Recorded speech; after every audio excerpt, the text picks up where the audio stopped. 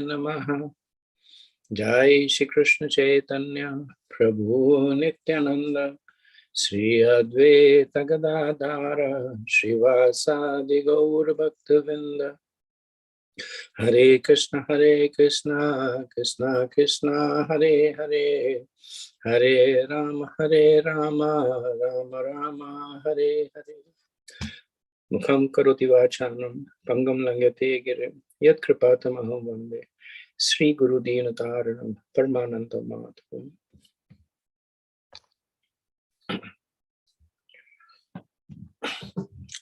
So, in the previous discussion, we had seen the benedictions that were given to Dhruva Maharaj by the Lord, that he would rule for a long time, his senses would not weaken, he would remain young, and he would constantly remember him. He would get a place after his death that was the highest in the material universe, non-different from the spiritual world. Following that, we see the regret of Dhruva. That the root of the regret of Dhruva is the fact that the Lord gives him material benedictions. So even though he had started the process with material desires, the process had purified him. The contact with the Lord had further purified him. So he was situated in Shuddha Sattva. But then when he notices that the Lord is still giving him material benediction, so he thinks that the Lord is of course perfect. And because the Lord is giving him material benediction, the Lord knows my heart to be still full of material desires. So his lamentation is essentially based on this premise, that even though by the mercy of Narad Muni, even though the Lord was merciful on me, I still continued to retain material desires within me. So this is where we had left off. And in the next set of verses, we will see Dhruva trying to rationalize why does he still retain this material desires. So verse 32, 4:9-32. Matir vidushita deva patadbir ashaheshnubihi yo narad vachastathyam nagraha hisham asmataha. Since all the demigods who are situated in the higher planetary system will have to come down again, they are all envious of my being elevated to Vaikuntha Loka by devotional service. These intolerant demigods have dissipated my intelligence, and only for this reason could I not accept the genuine benediction of the instructions of sage Narad. So what were the instructions of sage Narad? In verse 27, Narad had instructed Dhruva, verse 27 of previous chapter, and Narad had instructed Dhruva that give up your envy. Don't be envious. Specifically, he said that at this young age, do not consider the words of your stepmother. So Dhruva is saying that my guru, he had instructed me to give up my envy. However, I am not able to give up my envy, which is why the Lord is giving me material benedictions like your mother will die, your stepbrother will die, because he detects this envy in my heart. So what is the reason that I'm not able to give up my envy. In this verse, he is saying is that it's because my intelligence was contaminated by the demigods. Why would they contaminate his intelligence? He says that they're even more materialistic than I am. He said, I'm materialistic, but they are even more materialistic than I am. And why are they envious? Because their position goes away. They go to heaven, they know that eventually they'll fall down. But when I go to the spiritual world, then there is no fall down for me. So because materialism means competitiveness, and understanding that Dhruva had a higher position, now they became envious of him and contaminated his intelligence. So Prabhupada says that Dhruva Maharaj's conclusion is that these demigods, being envious of his superior position in devotional service, conspired against him to pollute his intelligence.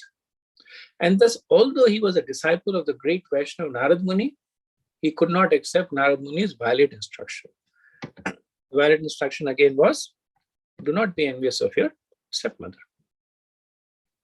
Later on, Prabhupada says that Dhruva Maharaj regretted very much that he could not take seriously the instruction of his spiritual master, and that his consciousness was therefore contaminated.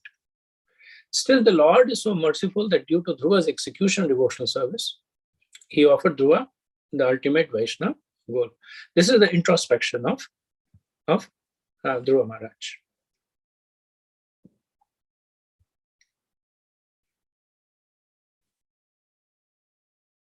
Okay, next verse, 33. Devim mayam upashritya parshuptyeva bhinnadra tapye dvitiyepya sati bhratar bhratrvya hridruja. Dhruva Maharaj lamented, I was under the influence of the illusory energy, being ignorant of the actual facts. I was sleeping on her lap. Under the vision of duality, I saw my brother as my enemy, and I falsely lamented within my heart, thinking that they are my enemies. Previously, Dhruva had considered the Devas were responsible for contaminating his intelligence. Now he considers that it was because of the influence of the Lord's Maya Shakti. So Prabhupada says that from the spiritual point of view, we are all spiritual sparks. Either materially or spiritually, we are basically one. But we make friends and enemies as dictated by the illusory energy. Dhruva Maharaj therefore said, Devim mayam upashritya, that the cause of his bewilderment was his association with the illusory material energy. So what we see over here is apparently Dhruva playing the blame game. That initially he was blaming the Devas.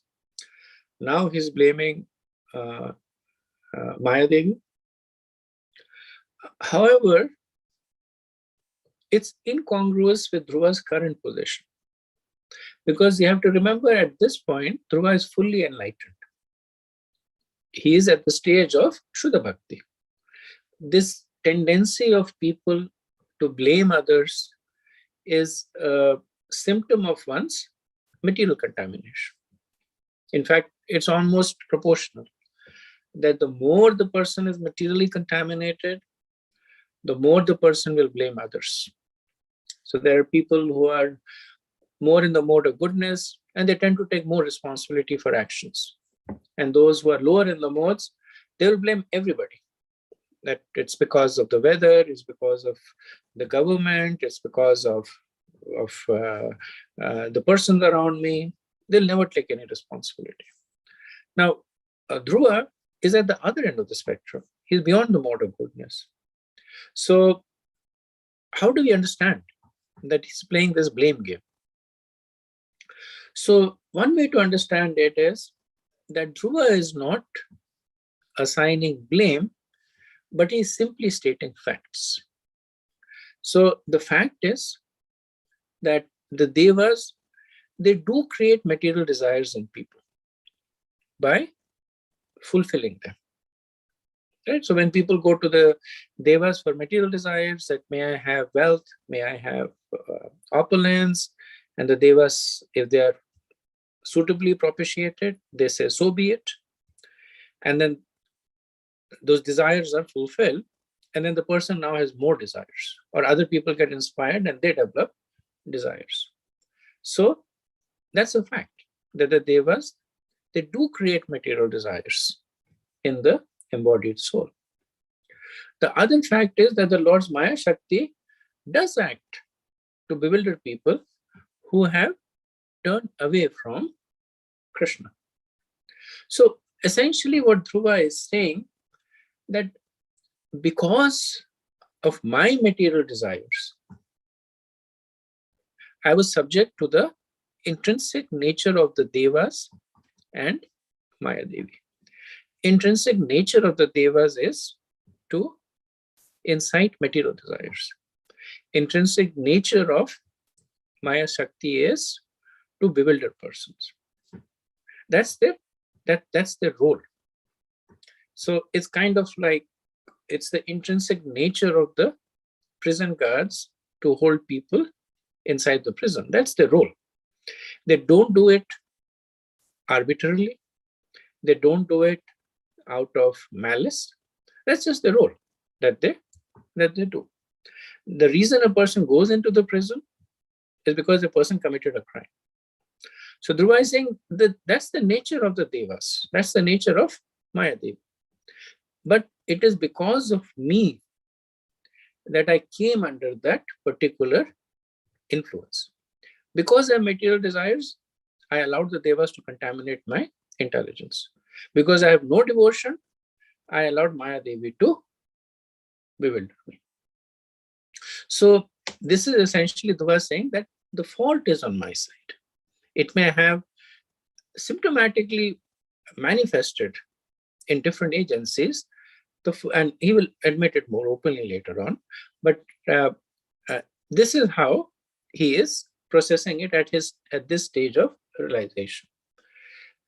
Now, Dhruva does make the statement that these devas are envious of me because I am being elevated to Vaikuntha. Now, that's not a factual statement, because we see that at many places that the devas might be envious of people who enter the heavenly kingdom because there's more competition, but they actually are very happy when an embodied soul goes back to Godhead. We will see that in Dhruva's case also. When he goes back, then the devas will be showering flowers and singing his praises. And in Brihad Bhagavatamrita, it said, right, the devas, they happily glorify the jiva when it is back. It is back on his, when he's back on his journey to Godhead. So this can be considered as a reflection of the deep regret that Dhruva is feeling at his own shortcoming. So it is essentially a statement that Dhruva is making more out of deep regret.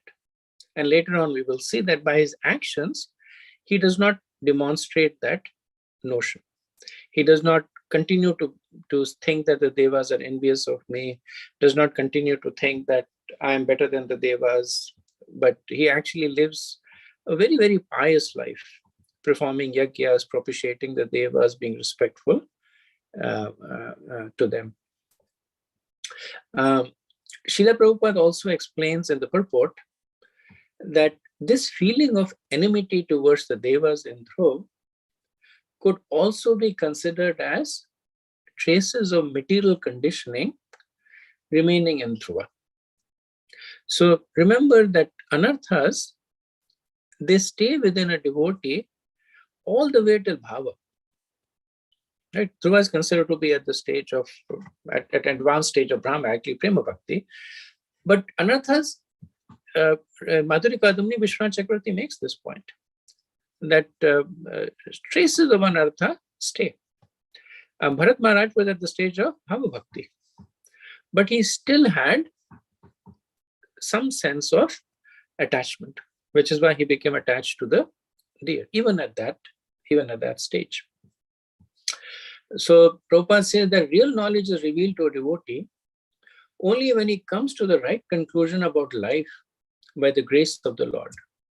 Our creation of friends and enemies within this material world is something like dreaming at night. In dreams, we create so many things out of various impressions in the subconscious mind. But all such creations are simply temporary and unreal. In the same way, although apparently we are awake in material life, because we have no information about the soul and the super soul, we create many friends and enemies simply out of imagination.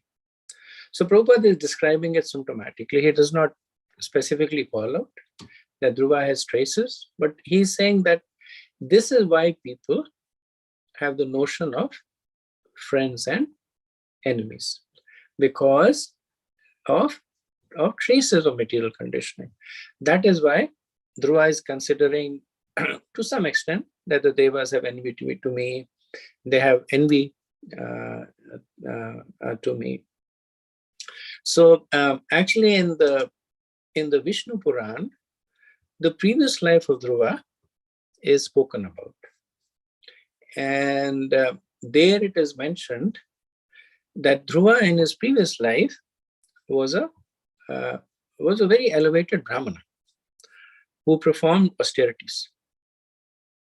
And then in the course of his life, he became very friendly to a young prince. And in the course of that friendship, he began to develop some attraction to the opulence that the prince enjoyed and developed some envy for the prince. So because of that, he was born with these desires. And because of his participation in bhakti, he was also born with the intrinsic propensity to perform devotional service. And of course, the Lord allowed both of them to mature. He extinguished the material desires and he blossomed the spiritual endeavors. Okay, next verse, 34.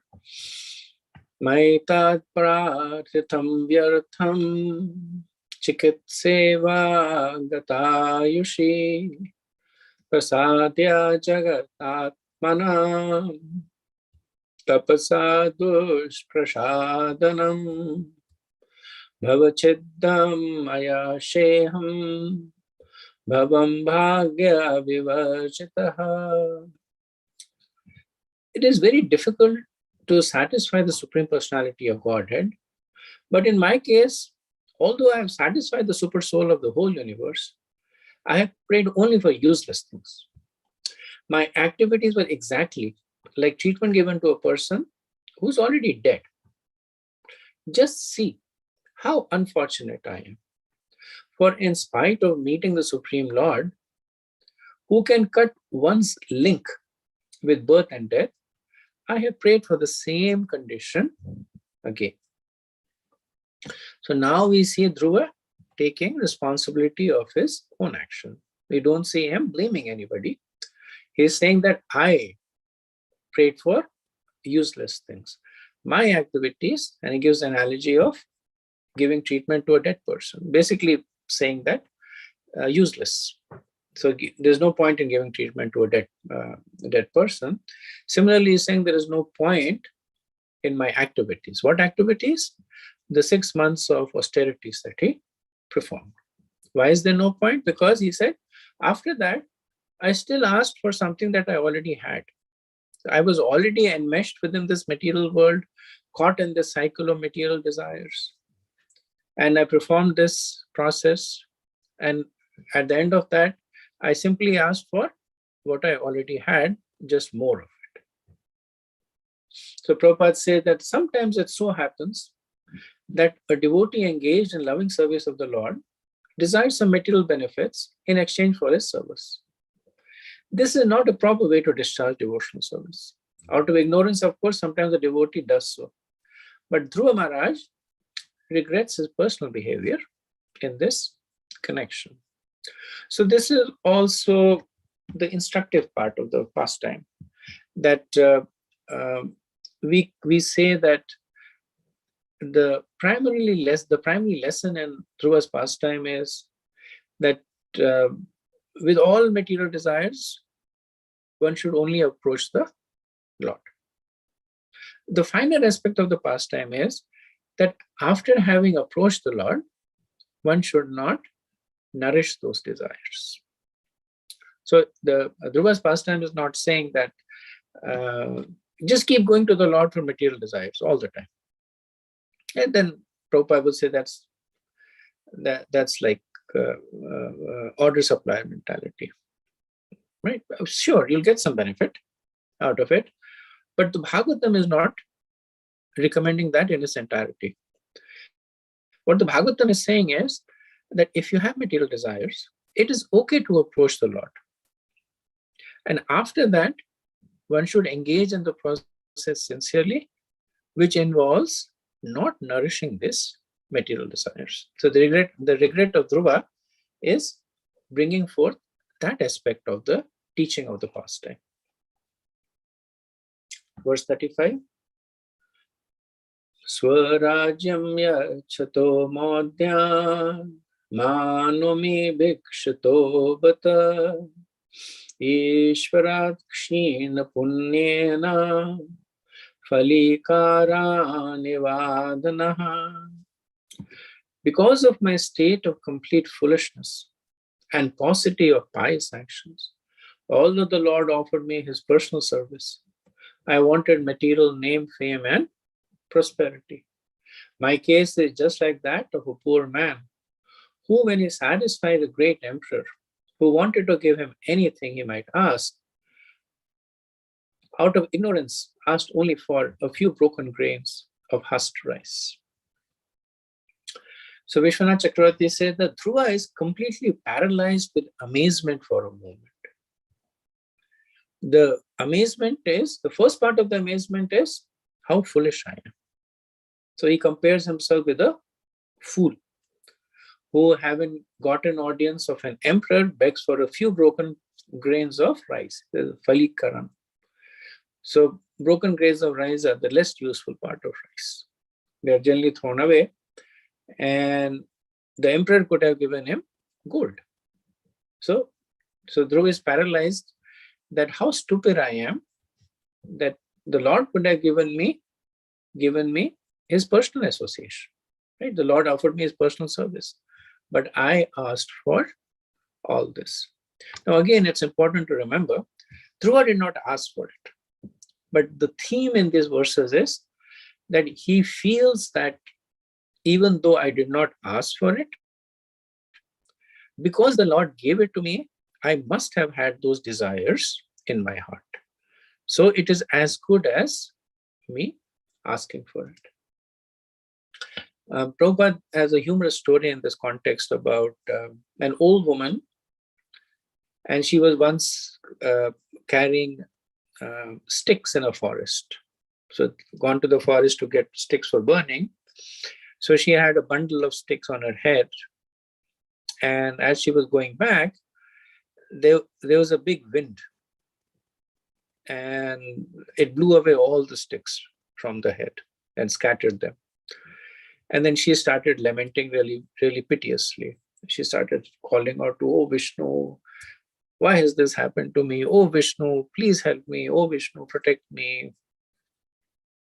So she was crying out so with so much of feeling that Lord Vishnu actually appeared in front of her. And she said, he said to her, "You called me. How can I help you? What do you want?" And then the old woman said, "I'm so happy you have come here. Can you please pick up these sticks and put them on my head again?" So Prabhupada says that this is the conclusion of Dhruva's self-evaluation. That the Lord could have offered that, in that story, the Lord could have offered the woman anything, but she basically says that, give me the sticks so that I can continue to carry the burden of the sticks on my head. Help me once again carry this burden that has been crushing me. So Dhruva is thinking that as an embodied soul, I'm being crushed by this burden of the material world.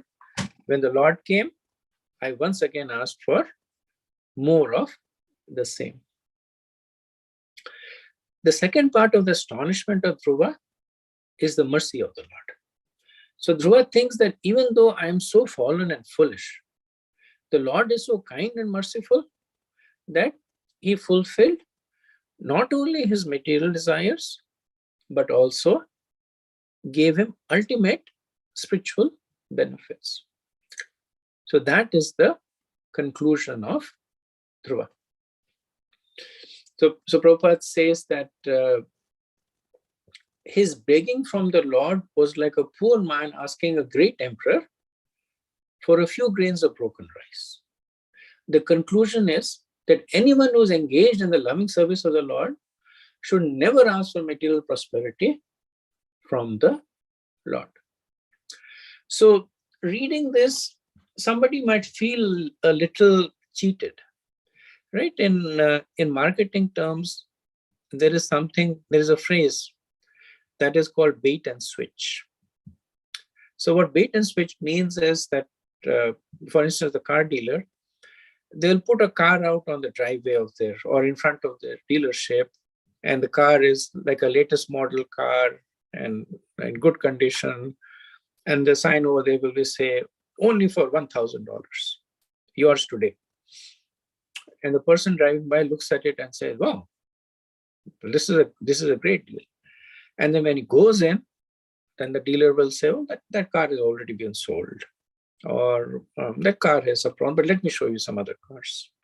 So they bait the person with one thing and they switch to something else. So one might say that this is essentially bait and switch, that the Bhagavatam is telling everyone that you approach the Lord even with your material desires. And once you have approached the Lord with material desires, then the Bhagavatam says, do not approach the Lord with material desires, because it's not a good thing. Now, in principle, it is that. But the difference is that it is for the ultimate benefit of the person himself. In a more materialistic sense, the bait and switch is there to cheat the person. So the Bhagavatam is cheating the person, but for the benefit of the person. The Bhagavatam is saying, yes, you come. You come and with the material desires. And when the person comes, the process purifies the person. The person is ready to listen to more exalted instructions. And then the Bhagavatam says that just ask for service. Why ask for all that? And at that time, the switch does not look like cheating, because the person within himself loses desires for material benedictions, just like Dhruva Maharaj. Dhruva Maharaj is on the other end of the spectrum. He actually feels that he has been cheated because he asked for material benedictions. Right? He's not saying that I'm being cheated because I'm being asked not to take material benediction. So that's the potency of the process of bhakti. And because it is for our own benefit, just like a mother, Prabhupada would say that the mother will hold a sweet to the child's mouth and say, get ready to eat, get ready to eat. The child sees the sweet, opens the mouth, and the mother will quickly switch the sweet with the morsel of fruit or something for the child to eat that is more nourishing. So yes, the mother is cheating the child, but ultimate benefit of the child. Okay, verse 36. Maitre vacha navai mukundasya padar vindayo rajo jushas tat bhava drishchana Vanchanti taddasyam ritertham atmano yadrachaya labda mana samruddhya. The great sage Maitreya continued, my dear Buddha, persons like you who are pure devotees of the lotus feet of Mukunda, the Supreme Personality of Godhead who can offer liberation, and who are always attached to the honey of his lotus feet, are always satisfied in serving at the lotus feet of the Lord. In any condition of life, such persons remain satisfied, and thus they never ask the Lord for material prosperity.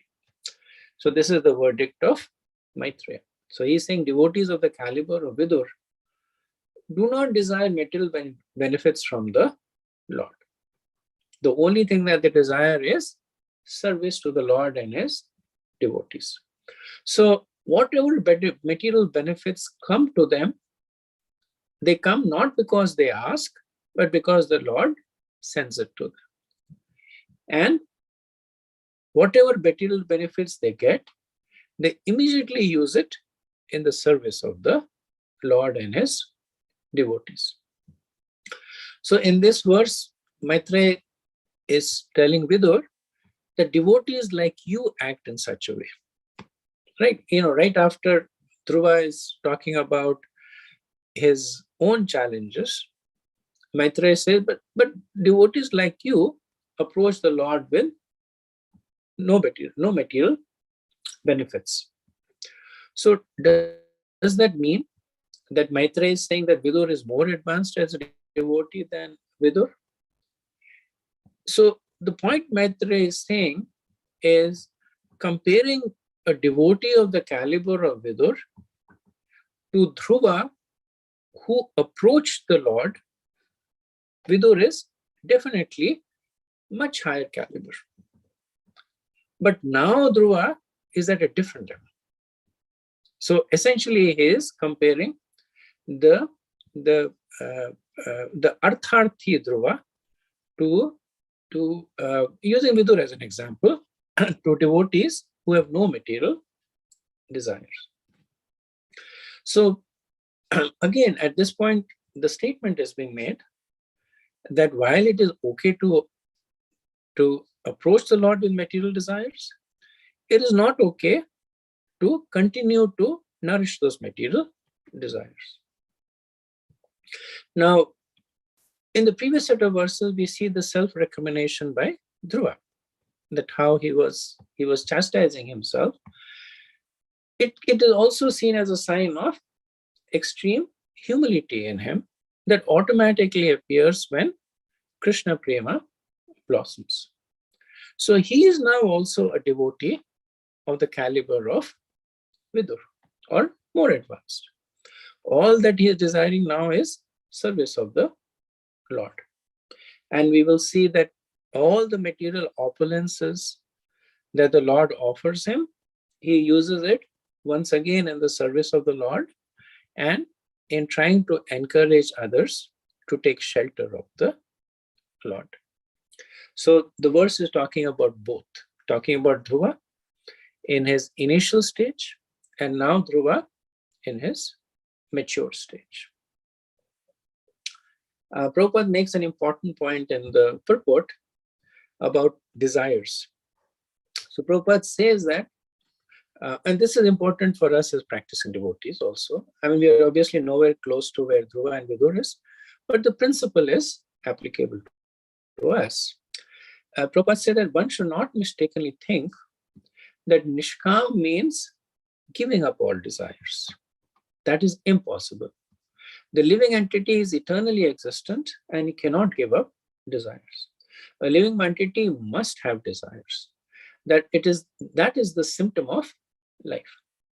When there is a recommendation to become desireless, it is to be understood that we should not desire anything for our sense gratification. For a devotee, the state of mind is nisvara, which is the right position. Actually, every one of us already has an arrangement for a standard material comforts.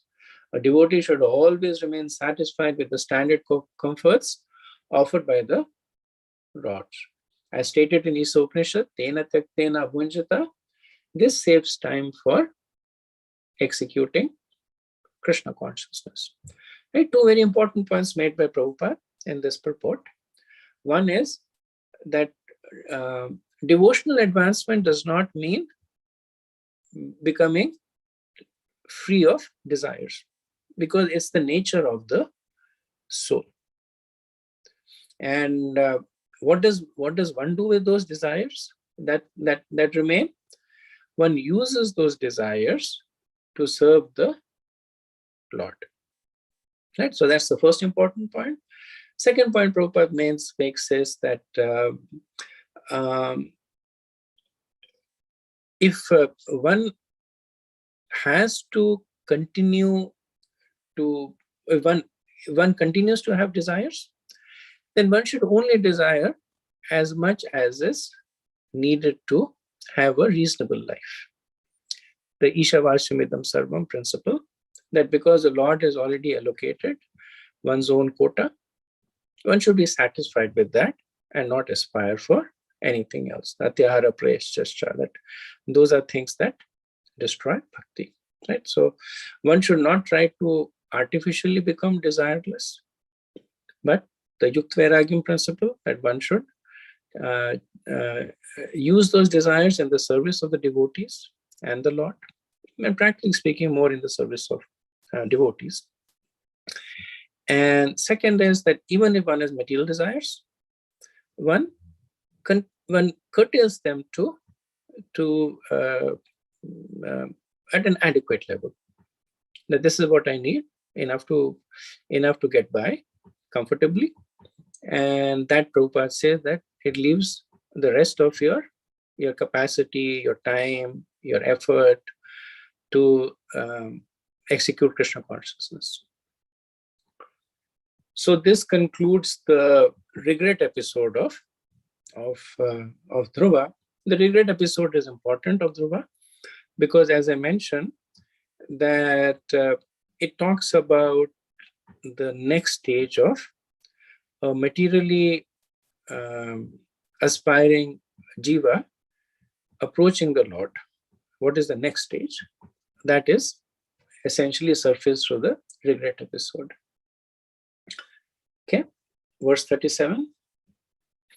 Akarnyatmaya jammayantam sampretya yathagatam rajana shaddate badram abhadrasya kuto mama. When King Uttanpad heard that his son Dhruva was coming back home, as if coming back to life after that, he could not put his faith in this message, for he was doubtful of how it could happen.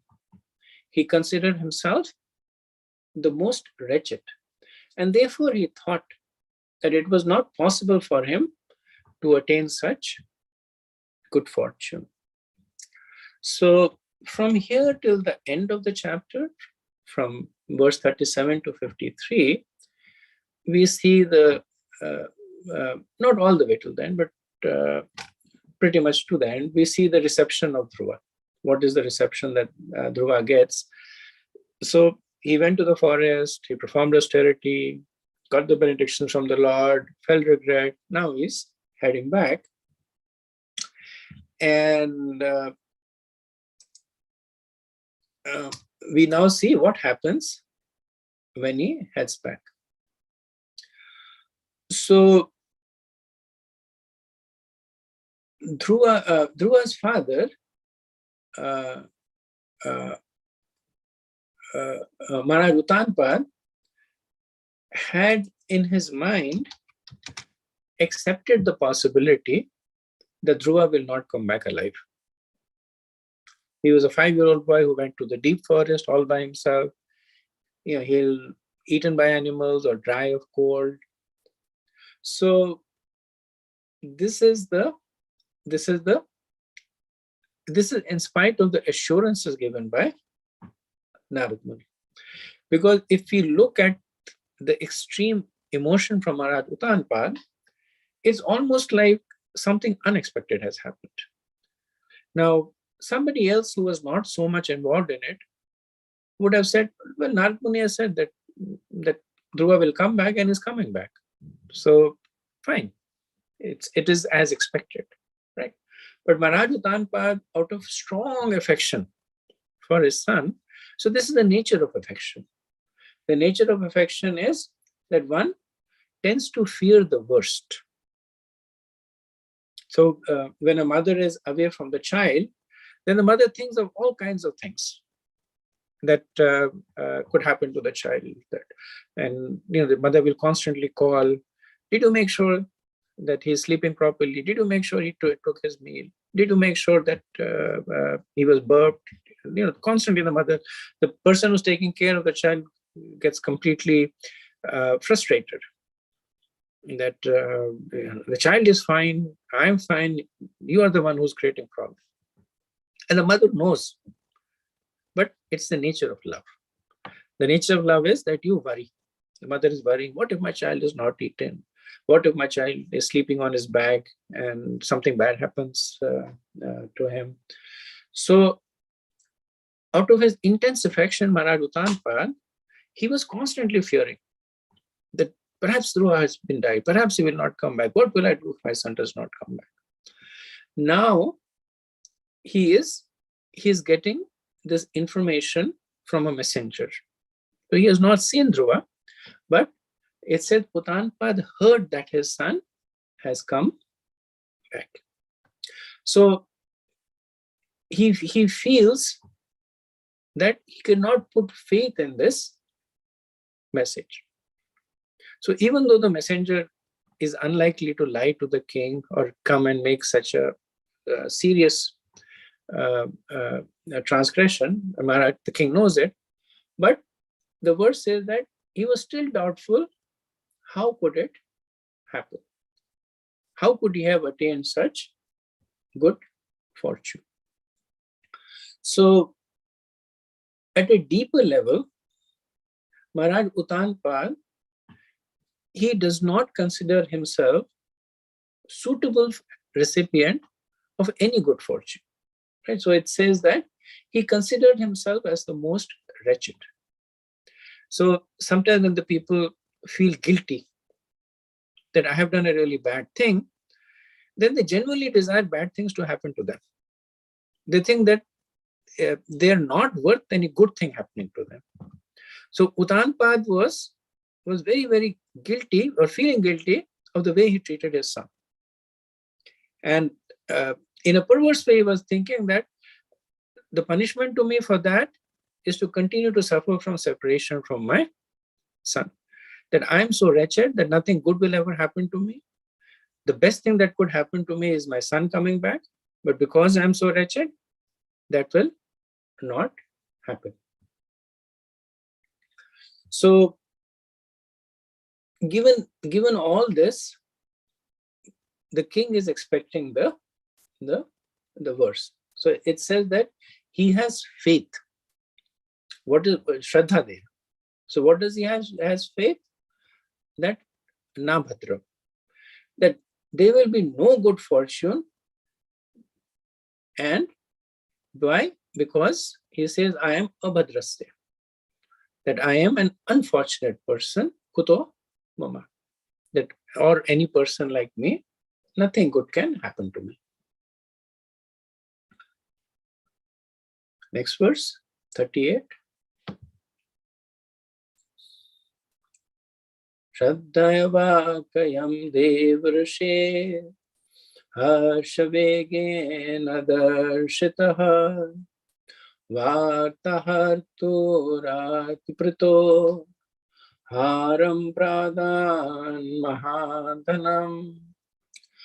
Although he could not believe the words of the messenger, he had great faith in the words of the great sage Narad. Thus he was greatly overwhelmed by the news, and he immediately offered the messenger a highly valuable necklace in great satisfaction. So because of his intense affection, his concern because of intense affection, expecting the worst to happen, because he considered himself to be fallen, he did not have faith in the words of the messenger. But then he remembers the words of Narad Muni, and he has faith in Narad. So in the previous chapter, in verse 69, Narad had said that very soon he will complete his task and come back home. Uttanpada is remembering those words. And now the person in front of him is confirming the prediction by Narad Muni.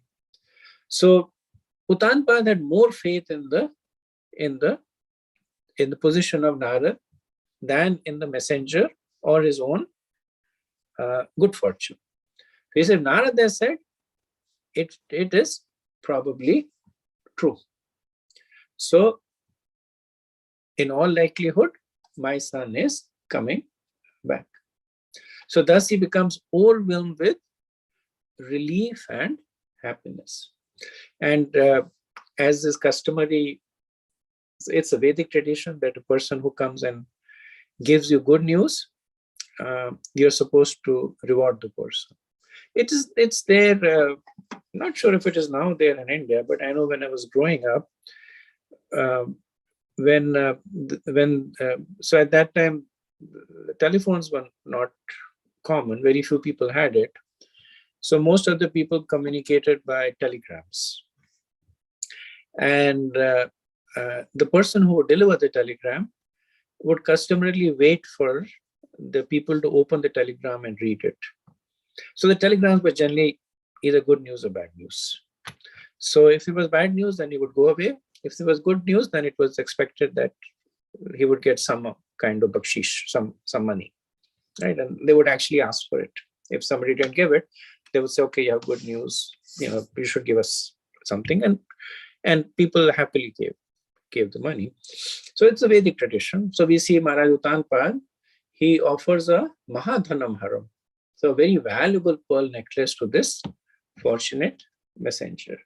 We see the same in Ramayana, that when Manthara went to Kekai, bearing the news that Lord Ram is going to be coronated, then Kekai was very happy. And she takes out a very valuable necklace from her neck and gives it to Manthara, saying that you're giving me good news, take it. And then, of course, Manthara, she flings it to the ground and breaks it and then poisons her mind. But we see that same tradition in play over there. Okay, so we'll do the next couple of verses and then pause for discussion. Sadasvam ratham maruya kartasvaro parikshatam brahmane kulavradescha paryasato matya bandhuhi shankadundubhinadena brahma ghoshena venubhi nishkram puraturnam atmajabhikshantushta sukha. Then King Uttanpada, being very eager to see the face of his lost son, mounted a chariot drawn by excellent horses and bedecked with golden filigree, taking with him many learned Brahmanas, all the elder personalities of his family, his officers, his ministers, and his immediate friends. He immediately left the city. As he proceeded in the parade, there were auspicious sounds of conch shells, kettle drums, flutes, and the chanting of Vedic mantras to indicate all good fortune. So Uttanpada, in his eagerness, rushes to meet Dhruva as soon as possible. So again, this is part of Vedic etiquette, that when you're meeting with a great person, then you are accompanied with the Brahmanas, the dignitaries, the elderlies, the other exalted persons. So this activity indicates that Uttanpada is now aware of the exalted position of Dhruva. He's not just going to meet his son as a father, but the devotees of the Lord have opulences that far surpass mundane opulences of kings and emperors. So he is now going to meet an exalted devotee of the Lord. We see the same in the Bhagavatam in the first canto, right? When Krishna was entering Dwarka, then all this, the people, they decorated the city, and the dignitaries went to meet him. The Brahmins were chanting Vedic hymns, and the bards were singing. So customary way to welcome a exalted personality in the city. And who Lord Chaitanya Mahaprabhu asks Ramananda Rai, who is the most exalted person in the world? And to which Ramananda replied that a devotee of the Lord is the most exalted person in the world. So Maharaj Uttanpad, aware of this, he is now giving an appropriate welcome to the exalted devotee of the Lord. Okay, so let me pause here and see if there's any discussion.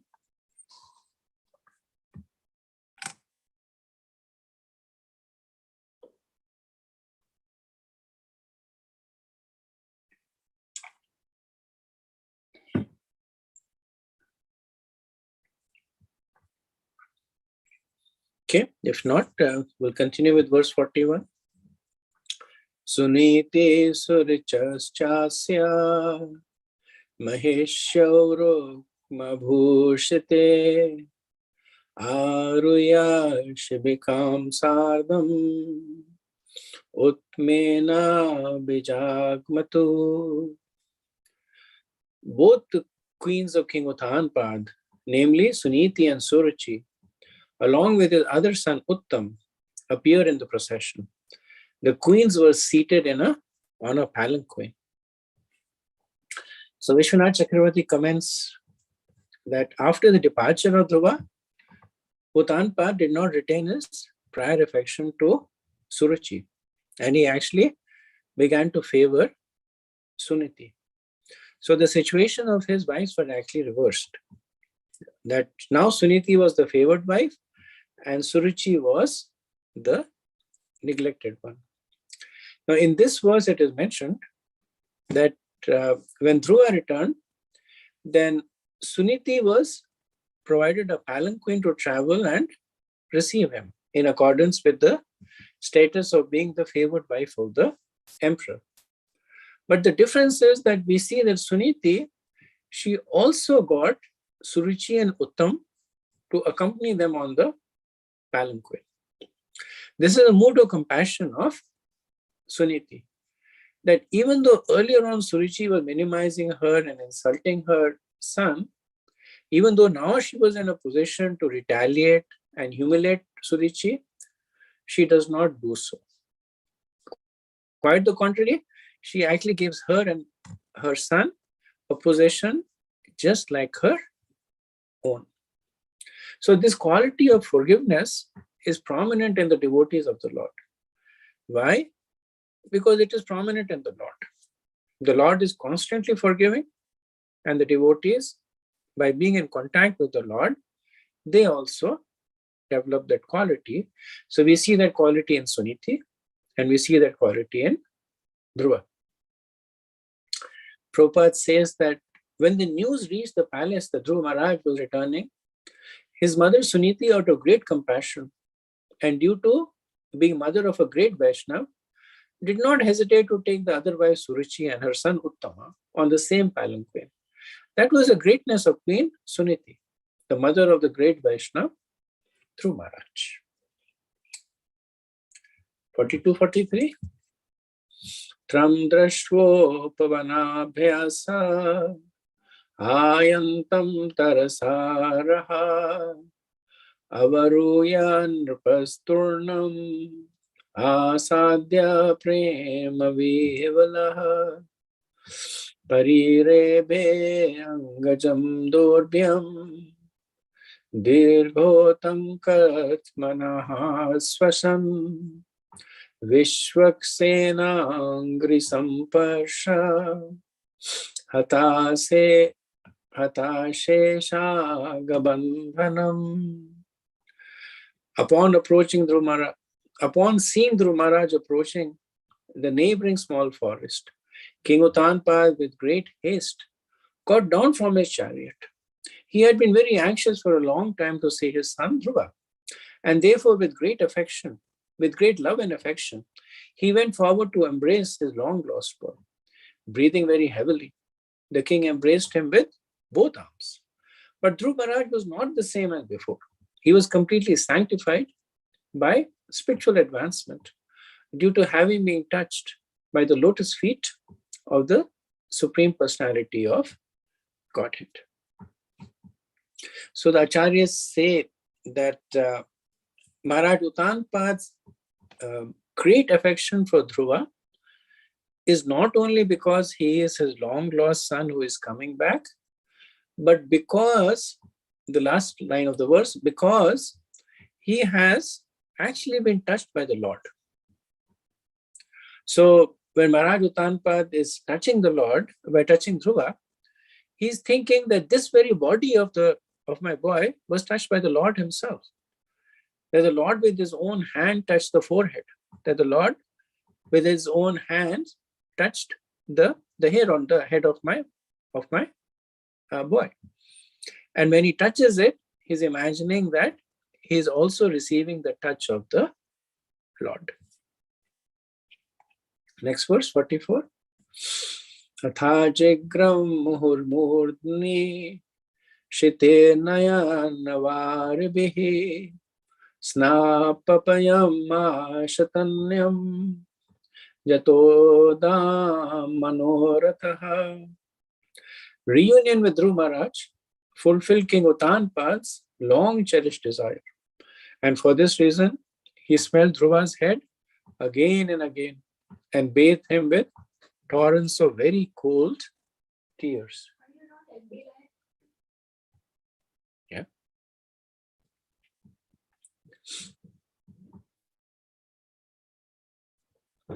So Prabhupada talks about the tears. So when one is angry or when is in distress, then the tears are hot. And when one is in extreme emotion of bliss or happiness or devotional bliss, then the tears are cold. So Maharaj Uttanpada's tears are cold because both he's feeling happy and also devotional bliss, because seeing Dhruva, he's now thinking of the Lord. So for both reasons, he's feeling ecstasy. And the smelling of the head is a Vedic tradition. It is said to increase affection. It's mostly in the Vatsalya Bhava, that the elders or the parents, they smell the head of the children. And I'm not sure what is the science behind it. And I don't think it is practiced anymore. But it appears many times in Mahabharata also. It's almost like a standard greeting between, especially if the relationship is close, between the elderly, definitely between parents, this tradition of smelling the head, it's said to increase the affection of the parent. It is said to increase the good fortune of the child. So we see Maharaj Uttanpada is again and again smelling the head of Dhruva. 45. Abhivandya pituhu pada ashirbe chabhi mantritaha nanamatrau shirshna satkrita sajjanagrinehi. Then Dhruva Maharaj, the foremost of all nobles, first of all offered his obeisances at the feet of his father and was honored by his father with various questions. He then bowed his head at the feet of his two mothers. So, Nanama Matrau Shirshana.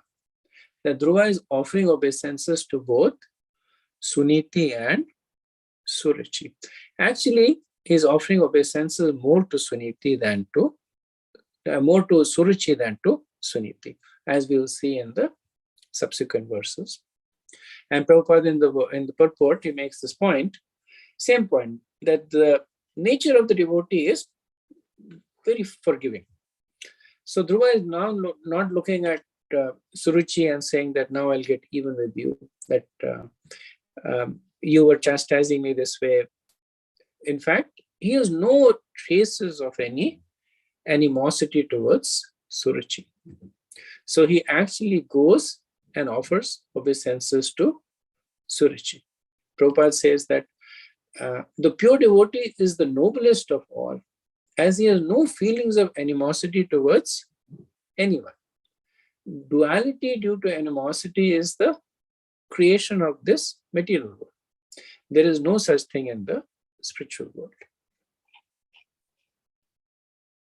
Yeah. 46. Suruchestam samuttapya padavantam marbakam parishvajya hajiveti bhaspa gadayagra. Suruchi, the younger mother of Dhruva Maharaj, seeing that the innocent boy had fallen at her feet, immediately picked him up, embracing him with her hands, and with tears of feeling, she blessed him with the words, "My dear boy, long may you live." So it's interesting that earlier on Suruchi was saying that you should die to Dhruva, that you should die and take birth in my womb. Now, with genuine feelings, she is saying, "My dear boy, long you may live." She said, "Aha, Jiva." So, two things are in play over here. Suruchi is noticing that when Dhruva has fallen at her feet, that from Dhruva's perspective, he has no animosity towards her. All that she is seeing is genuine respect of a child towards the mother. And she is reciprocating with kind. So this is more from a material perspective, that one tends to reciprocate with hatred by hatred and with love by love. So Suruchi is saying that Dhruva is approaching her with love, and she's reciprocating with love. Second is that the nature of the devotee of the Lord is everybody is attracted to. Krishna is all attractive, and that quality permeates his devotees also. So sometimes people, they feel that they don't have enough association or they don't have good association, and then they say, well, what can I do? I have bad association. I don't have, this is more for practicing devotees. But the best way to develop Vaishnava Sangha is to become strong in one's sadhana. Because through that, automatically Sangha will appear. Because when you become strong in sadhana, you become more connected with Krishna. The qualities of Krishna become more manifest in you, and automatically Vaishnavas will appear. Prabhupada would say that if you don't have Vaishnava Sangha, you create Vaishnava Sangha. Other way of saying that you make Vaishnavas by preaching. And those who are attracted to you are not attracted because of the philosophy or because of the notion that I'll go back to Godhead. Really speaking, people are attracted to you because of who you are. So by developing spirituality, one becomes attractive to everybody. So in this verse, we see that in earlier verse, we see that Suruchi is typically addressed as Mata Sapatanya. So Mata Sapatanya means the co-wife of the mother of Dhruva. Right? So the relationship is being established that she is the co-wife of Dhruva's mother. And the reason is that that's how she considered herself. In the earlier verse, she made this distinction, that my son and you, like she made the distinction between Dhruva and Uttama. So she considered Dhruva to be not her son. So when Maitra is speaking or when Suniti is speaking, that distinction is made, that she is Mata Sapatnya. Now she has a change of heart, and she is considered Dhruva to be just like Uttama. So Srila Prabhupada, if you look at the translation, he translates Suruchi to Suruchi, the younger mother of Dhruva Maharaj. That's an interpolation. It's not there in the Sanskrit of the verse. And Srila Prabhupada puts in there to convey this important point. That Suruchi has now become the mother of Dhruva, the younger mother of Dhruva. She is a younger co-wife, so that's why he says younger. From being the co-wife of the mother of Dhruva, Suruchi has now become the mother of Dhruva. Why? Because she stopped considering Dhruva to be a cause of her envy. Next verse, 47. Yasya prasanna bhagvana guner maitrad hari tasmai namanti bhutani nimnamapi swayam. Unless one who has transcendented qualities due to friendly behavior with the Supreme Personality of Godhead, unto one who has transcendental qualities due to friendly behavior with the Supreme Personality of Godhead, all living entities offer honor, just as water automatically flows down by nature. So this verse is explaining the previous verses. That why was Suruchi being so affectionate to Dhruva Maharaj? Why was Maharaj Uttanpad feeling such extreme emotions with Dhruva? So the verse is explaining that one who has friendly behavior towards the personality of Godhead, all transcendental qualities appear. And because of that, all living entities naturally offer honor. So Maitreya uses the analogy of that water automatically flows down by nature. So in the conventional sense, sometimes it is said that respect has to be commanded. It cannot be demanded. Right? That's that phrase. That respect is commanded, not demanded. So what that means is that I cannot go to somebody and say, you better respect me. It will never work out. But I should be acting in such a way that the person automatically respects. So the same point at a more transcendental level is being applied to Dhruva. That because he is a devotee of the Lord, automatically everybody is respecting him. Prabhupada says that Suruchi was not favorably disposed to Dhruva. Why is she blessing him? Long may you live, which means that she is desiring good fortune for him. The answer is given in this verse. A devotee of the Lord does not demand respect from anyone, but wherever he goes, he is honored. So when the water is flowing down, it flows down by itself. So the respect to the devotee comes by itself. Right? Srila Prabhupada is an example of that. That naturally people would see him and want to serve him. Okay. Verse 48. Uttamascha dhruvaschoba annanayam prema vihvalu angasanga tutpulaka ashragham muhurvahatu. The two brothers, Uttam and Dhruva Maharaj, also exchanged their tears. They were overwhelmed by the ecstasy of love and affection. And when they embraced one another, the hair on their bodies stood up. So we see that there was genuine love between the two brothers, despite all the circumstances. So Dhruva at this point was 5 years old, and Uttam was even younger than Dhruva. It does not say how much younger, but that he was younger. But he was definitely too young to put up artificial emotions. He was too young to understand the exalted position of Dhruva.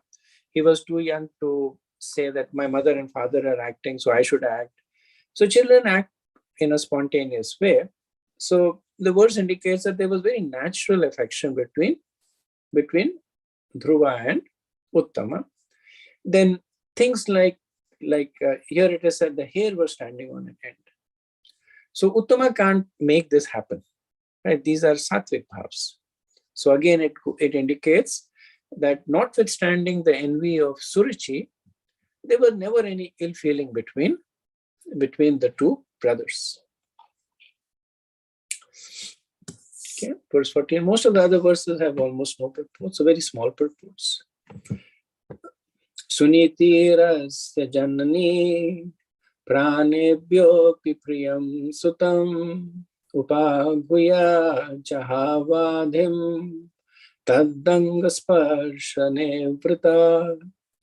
Suniti, the real mother of Dhruva, embraced the tender body of her son, who was dearer to her than her own life, and thus forgot all material grief, for she was very pleased.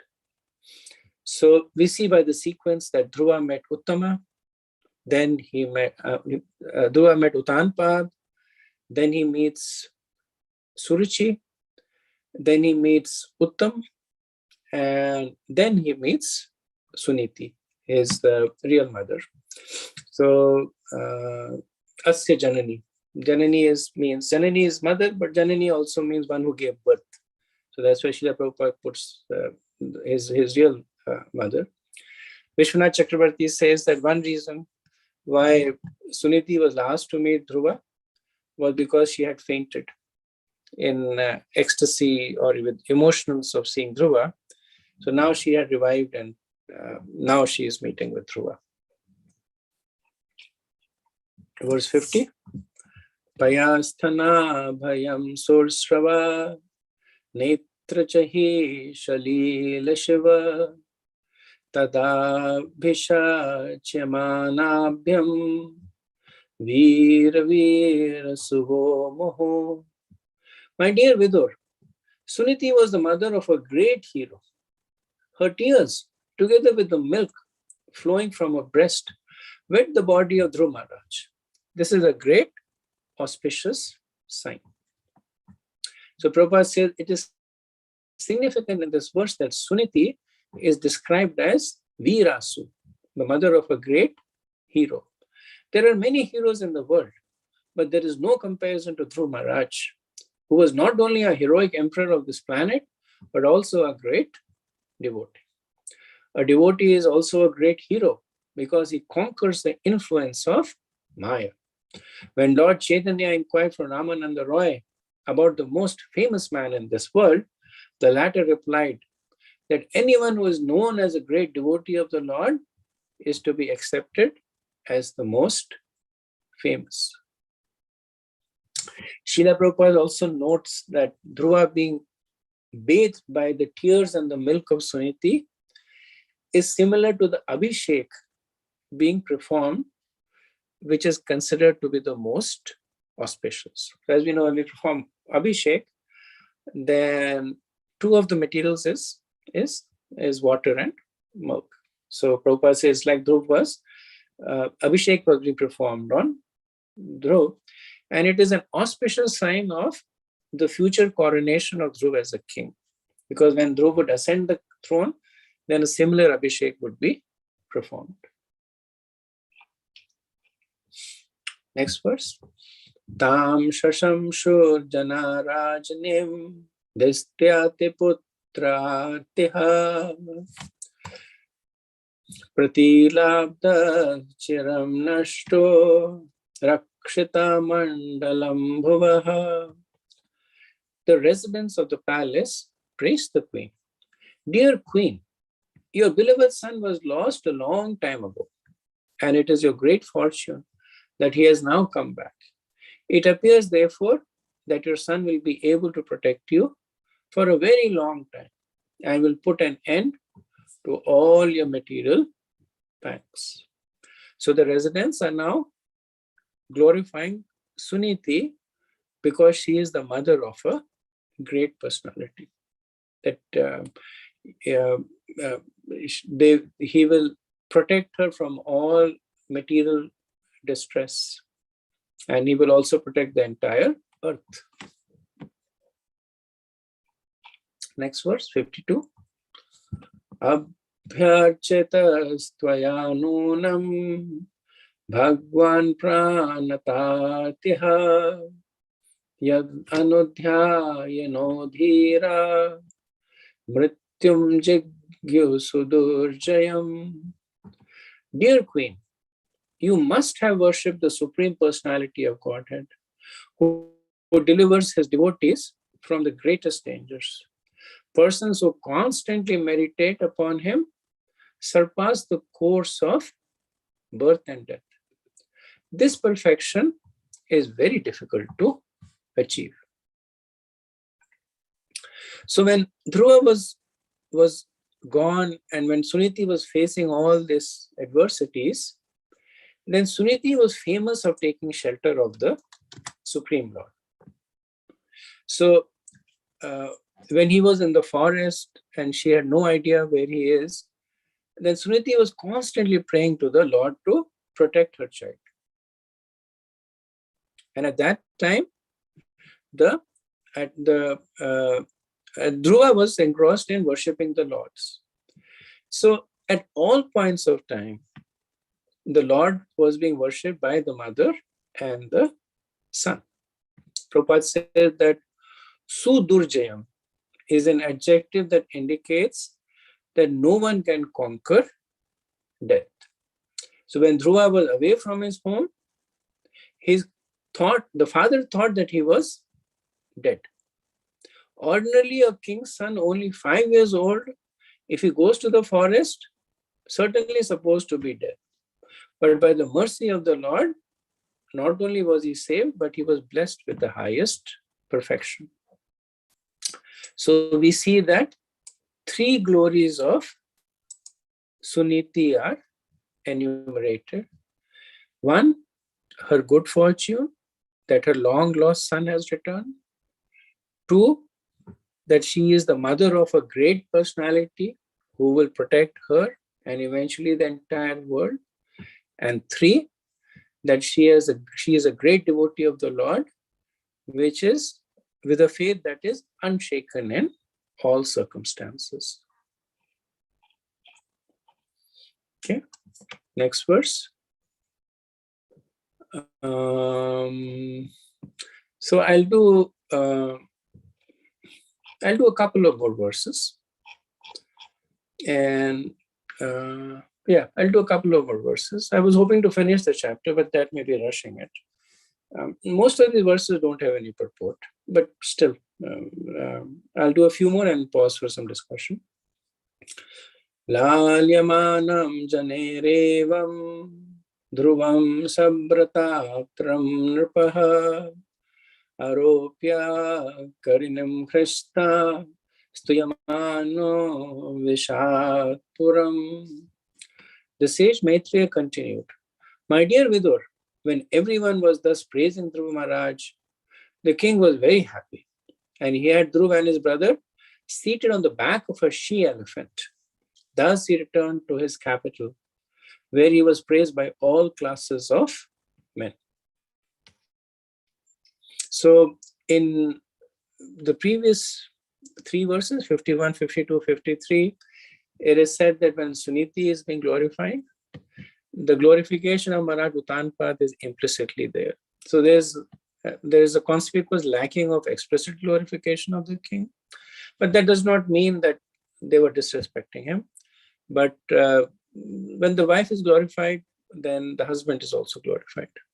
So King Uttanpad is also being glorified. Verse 54. Tattatro pashankalte lashan makaratornahe savrade kadali stambhaye pugapotesh chatadvidahe. The whole city was decorated with columns of banana trees containing bunches of fruits and flowers, and betel nut trees with leaves and branches were seen here and there. There were also many gates set up, which were structured to give the appearance of shaks. So from next 6 verse, well, actually the next 4 verse gives a description of the decorations of the city, then benedictions on Dhruva, and finally the description of the palace. So these are more narrative verses. So we see all the in auspicious ceremonies, the city is decorated with natural elements. Like Prabhupada says, green leaves of palms, coconut trees, betel trees, banana trees, fruits, flowers, and leaves. So these are Vedic tradition of greeting. Verse 55. Chutpallavasah shrana muktadham vilambibi upaskritam pratidwaram apam kumbhe sadipakahe. At each and every gate, there were burning lamps and big water pots decorated with differently colored cloth, strings of pearls, flower garlands, and hanging mango leaves. Sorry. Okay, one more verse and then we'll pause after that. Prake go puragarahe sata kumbh parichadahe sarvatolam kratam shrimad viman shikhar dyubihi. In the capital city, there were many palaces, city gates, and surrounding walls, which were already very, very beautiful. And on this occasion, all of them were decorated with golden ornaments. The domes of the city or palaces glittered, as did the domes of the beautiful airplanes that hovered over the city. So whenever Srila Prabhupada sees the mention of airplanes, then we see that in the purport, Prabhupada will bring our attention to the fact that there are Vedic scriptures that talk not only about the existence of the airplanes, but describe them and also describe about the construction of them. So Prabhupada says that Srimad Vidya Dvaja Tirtha, on this occasion, he says that demigods from the higher planet system also came in their airplanes to bestow the blessings on Dhruv Maharaj on his arrival at the capital city. It also appears that all the domes of the city palaces, as well as the pinnacles of the airplanes, were decorated with ornamental work in gold. And being reflected by the sunshine, they were all glittering. Okay. So we'll pause here and see if there is any discussion.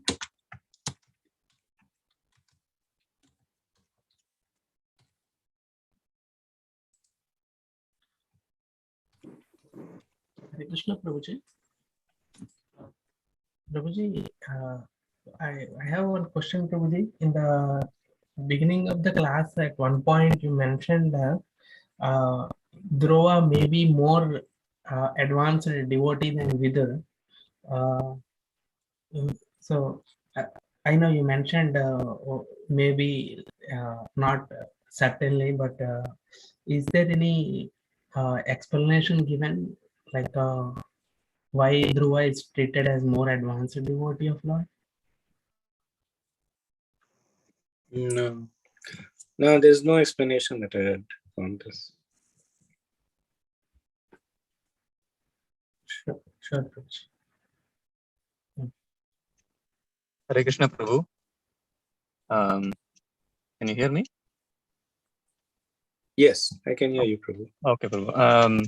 The first half, we were talking about blame game of Dhruva Maharaj. You were explaining very nicely how we should take it. I was also thinking another way of taking it. It's my own, you can say, experience or something like that. Sometimes when something happens to us, we tend to blame our loved ones, very loved ones. Why you didn't prevent me from this? If you really like me, why you didn't do this? Tell me in time. That's so I could have done something better. Things like that. We tend to blame them, not really thinking not really having bad things on them, um, not really wanting to blame them, but wanting to have some better interaction or relationship. So something along that line I was thinking also. When we're talking about the blame game of Dhruva, how he's blaming the demigods, you know, for his own fall. But then we also do that sometimes to our loved ones. So I don't know whether that makes sense. Just thought I would share that. Yes, and to some extent, that's at one level, that's what's happening with Dhruva, right? Because we did acknowledge that to some extent, when Dhruva is saying that the devas are envious of me, he is ascribing some kind of blame, but very, very vestiges of it almost, because he does not act upon it. It's something that is ephemeral, that it comes and goes. But after that, we see that he has a very deferential and respectful attitude. The flip side of it, as you were pointing out, is that the more materially conditioned we are, the more likely we are to ascribe blames to other things or other people, or anything other than myself. Right? That's the nature of the conditioned soul. And it's said that once we start taking responsibility for things that are happening to us, then we'll also try and find the solution within us. Because if we think that whatever is happening to us is because of others, then there's no solution, right? If others are ill-treating you, you don't have control on others, how can you solve the problem? But then if you realize that whatever is happening to you is because of you yourself, and we'll see this principle illustrated several times over in the subsequent chapters.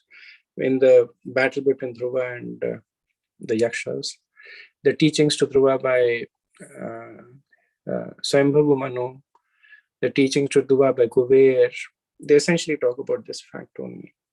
That if you accept that whatever is happening to you is because of you only, then very difficult to cultivate enmity or enviousness at that time.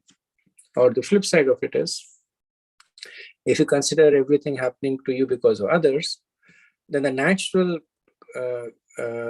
result of that is that one will get filled with envy and enmity. So, yeah, thank you for making this point. From an experiential perspective, it's something that definitely I can relate to.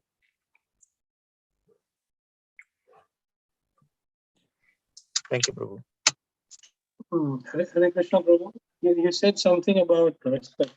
It sounds very nice. Respect can be something and then but cannot be commanded. What did you say the first word?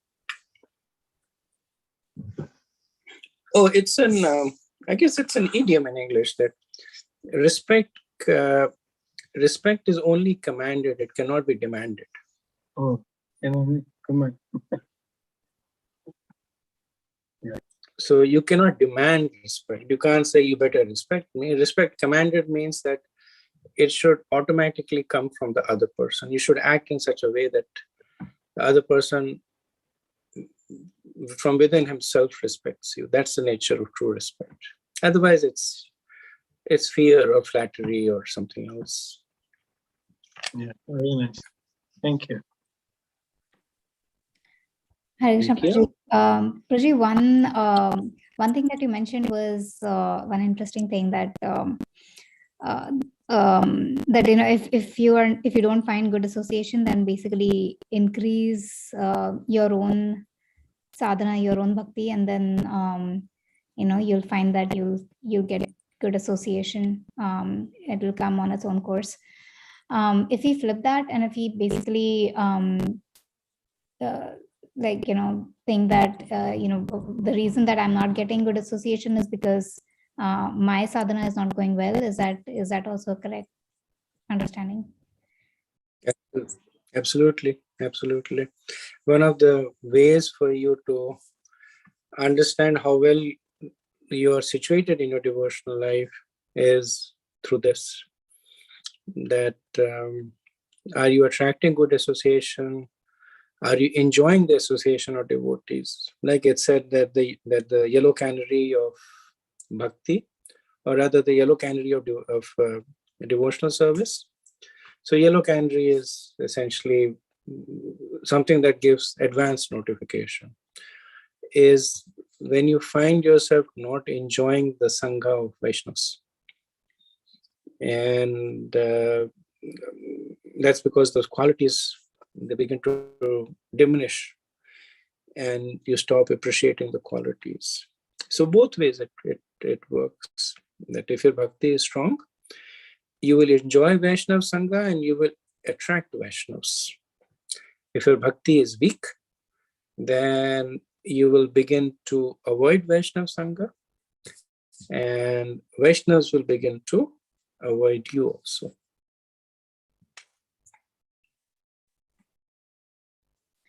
It's that's very interesting, Prabhu. Thank you for sharing that. And sometimes it happens that if you're too close to Vaishnavas, for example, if you're living in a temple or something like that, in that kind of environment, then you get to know certain things, or basically get into all the politics and the temple situation, and you feel like you want to avoid although it's great to live in the temple and having that kind of being able to serve every day and getting to attend Mangalarti and everything, but the I guess when you're too close, I guess it just becomes too overwhelming, and you're not able to handle certain aspects of devotees, and then you want to get away. So is that because, again, the same thing, because of your own, if of the person's own drawbacks and lack of It is yeah, I understand what you're saying, and yes, it is. It is more so what you're saying is accurate, but it is more a reflection on your adhikar. Correct. So what is your adhikar? Your adhikar is commensurate to your devotional advancement.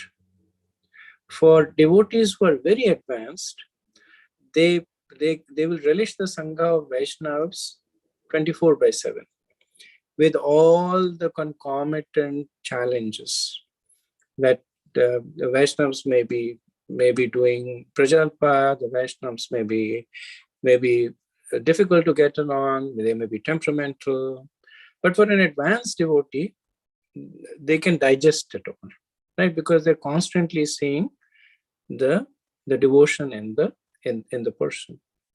Now, if I'm not an advanced devotee, then my adhikar is not commensurate to that level, right? Which means that I will not be able to see the devotion in a Vaishnava when he comes to Prajalpa with me, right? I'll try and treat him like anybody else. In those situations, the protection that you do, it's not because it's a principle of bhakti, but it is acknowledging that I am at this level and this is the best thing for me to protect my creeper of bhakti, right? So we should not confuse the two things. By nature, bhakti creates affection for devotees. That's a universal principle. There are no exceptions to it. But because I don't have bhakti in its mature form, I need to protect the immaturity in my bhakti. So what is the recommendation then? recommendation then is that good neighbors have high fences, right? Then you associate with the devotees in situations that are conducive to spiritual growth. Maybe associate in kirtan, bhajan, and Bhagavatam reading. But if there are other times where the association is likely to result in negativity in you, you avoid that association. If there are circumstances that you know are going to create adverse feelings in you, then you proactively protect yourself, whether it's by taking a break, whether it's by absenting yourself. So all that is there essentially to protect your bhakti at the stage at which it is. So pragmatism is an essential component of a mature devotee. Right? I can say that I'm such an advanced devotee that I can associate 24/7 with other devotees and feel pleasure out of it. But if it is not a factual statement, then I will invariably commit Vaishnava aparadhas. So better for me to acknowledge that I'm not an advanced devotee. A devotee, I do get impacted by the activities of the other devotees. I start judging them. Now what should I do? Now what should I do to protect myself, right? So again, that distinction needs to be made. It's not a tattva. It's not a violation of tattva. It's not to say that Vaishnava Sangha has to be taken in small measures. No. The tattva is, as much Vaishnava Sangha you take, you take, and that is good for your bhakti. But the adjustment is because we do not have that level of bhakti to demonstrate that tattva. Does it make sense, Achyuta? Yes, Roji, absolutely. Yeah, thank you so much. And Praji, one last thing, like, next week Karthik is starting. So do you have any plans on like what are you planning to do? And one more thing, like I know you mentioned that you did like the entire Bhagavatam read. You read the entire Bhagavatam once. I was just curious, like how long did that take per day for you? I think you mentioned sometime last time. I think you mentioned like around 3 hours of reading. And this is basically just a translation. No, not 3 hours. Actually, maybe I should share so that I can get all your blessings. That actually for this card, so my sankalp is to read the Bhagavatam, the translation. It does not take 3 hours. It actually takes if every day you read for a little over 90 minutes, you can finish the Bhagavatam very comfortably in the Kartik time. So that's one of my resolution, and the others are more, I guess, austerities. I think in terms of I want to eat uncooked food for the month of Kartik, and increase my chanting. So I generally chant 4 extra rounds. So I'll do that. So that's what I plan to do, and I request all of you to give me your blessings so that I can please Guru Maharaj and other Vaishnavas with it. So the uncooked food part is very austere, bro. How do you plan to do that? Is it only fruits and milk and yogurt? And is that all you're planning to eat? Mostly salads, but I've done it in the past. It's not that austere. So it's uncooked food once a day, and